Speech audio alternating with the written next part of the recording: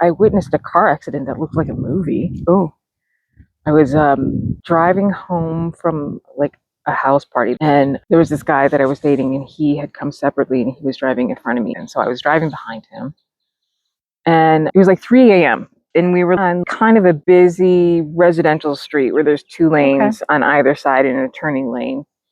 And he came over this crest, and there was a sedan kind of car that was totally in his lane. And he swerved, the guy that I was saying, he swerved out of the way and honked. And this other car overcorrected to get back into his lane. And he sped past me, but he was still overcorrecting. And I looked in my rear view mirror, and I saw this guy hit the curb and do a barrel turn, rolled. And when he came down on four wheels, but like slammed right into a tree. And then poof, this big ball of fire. What? I know. I'm like, it was scary how much it looked like a movie, even though it was real life. Wow. Normally you see car accidents and there is not usually a giant fireball explosion. No. And I think it's because in slow motion I saw it. The way he hit the tree was instant hood went crumpled in vertical. So that his windshield was so close to the trunk. Right? And so I realized I had slowed down while I was watching all of this happen. And when I saw that happen, I looked ahead, and the guy that I was following was so far ahead. So I just honked and honked and honked. I was going to wait to see if he turned around. But anyway, I turned around. Because I'm like, is this person dead or alive? Right. I parked, and I remember getting out of the car and running to the scene, but then I stopped. How old was I? I was 21. I stopped. I didn't know if I was ready to see a dead, bloody body or a mangled body or whatever. I knew that whatever I was about to see, it could be seared into my memory forever. So I didn't approach right away. I pulled out my cell phone. The original Nokia brick phone. Oh my God. Right? Yeah.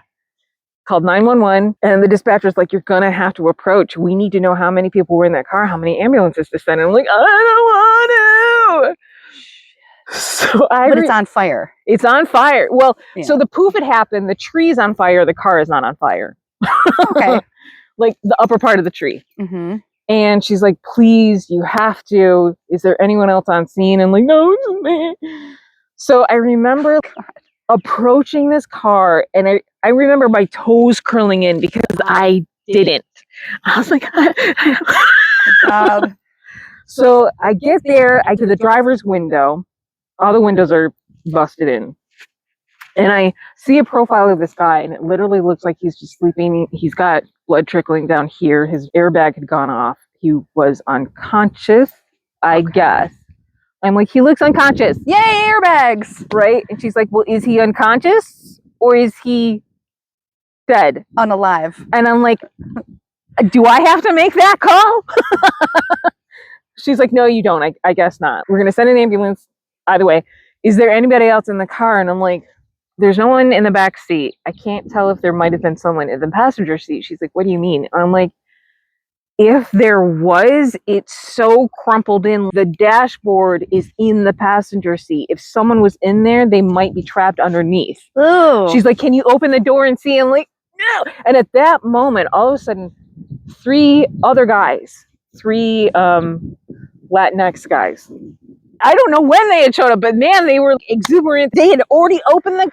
Oh, God. Because I was on the passenger side. They were on the driver's side. They opened the door and they were trying to yank this guy out. Oh my God. That is not what you're supposed to do, right? Unless there's a fire. There's a fire. And now the hood is on fire. The tree fire had come down and now and I'm like, dude, the car's going to explode. She's like, why do you say that? And I'm like, because now there's three guys and they're trying to pull him out. They can't get him out.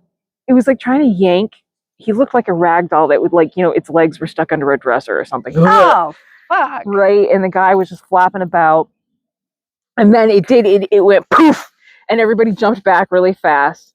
And then as soon as the poof died down, the three guys went back in to try to save the guy. Oh my God. And she's like, did I just hear an explosion? I'm like, yes, you did. She's like, everybody should back up. We don't need any more people injured. And I said, you guys, we need to back up. I don't think they understood English because they just kept tugging.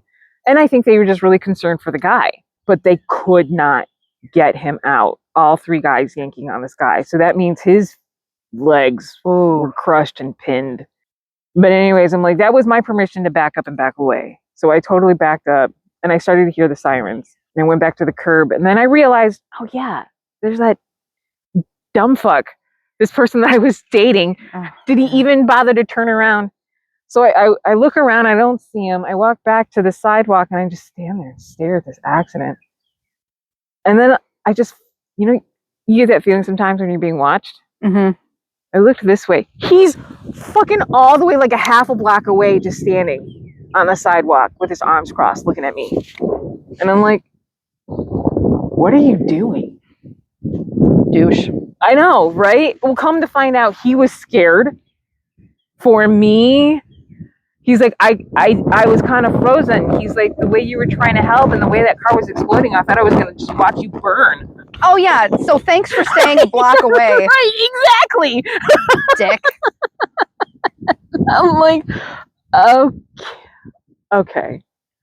Glad to know what he would do in an emergency. I know, right? So he was trying to get me to leave. And I'm like, no. You're sort of like involved. Yeah, at that right, point. exactly. I'm like, you're the eyewitness. right. You're the one person who saw what happened. Besides him, I mean, he probably saw at least the beginning part of it. But no one took my statement, and I think my statement was it was recorded on with the emergency dispatcher line. Yeah. But I told him, I'm like, I gotta see how this ends. And it got to the ambulance and the fire truck corralled the accident scene, so you really couldn't see.